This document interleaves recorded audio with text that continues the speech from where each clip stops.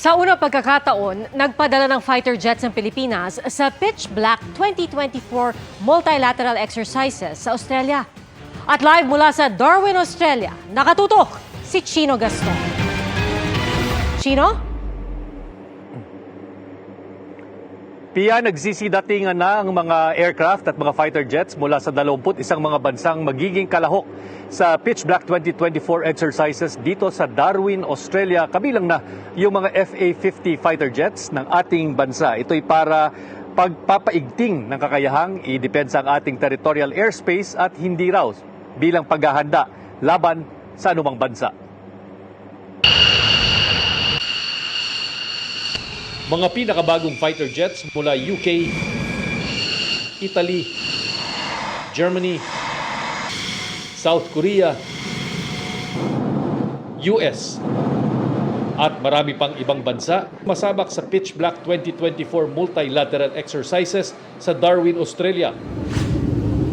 Kung dati, puro observer lang ang pinapadala ng Pilipinas, ngayon 4 na FA-50 fighter jets at halos 200 support personnel at piloto ang pinadala ng ating bansa.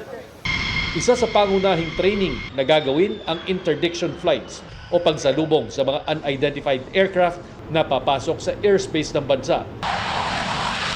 Sasabak din sa night flying exercise ang mga piloto.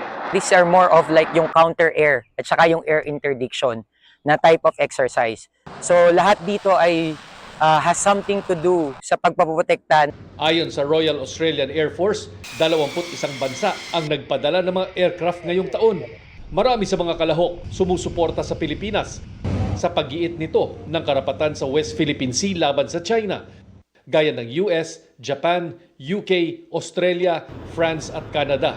Pero paglilinaw ng Air Force, walang kinalaman ang pagsasanay sa namumuong tensyon sa pagitan ng Pilipinas at China sa West Philippine Sea.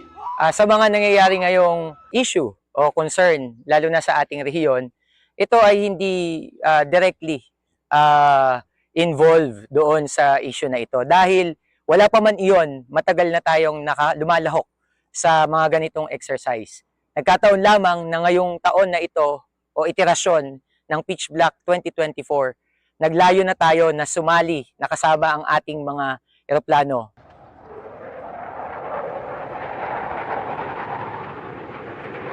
Pia, pagkakataon din daw ito para sa Philippine Air Force na makita ang performance ng ibang mga modelo ng mga eroplano na posibleng kabilang doon sa mga models na pinag-aaralang bilhin sa ilalim ng MRF Acquisition Program na ang budget ay inaprubahan kamakailan lang ng Pangulong Bongbong Marcos.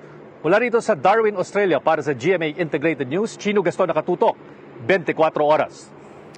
Maraming salamat, Chino Gaston.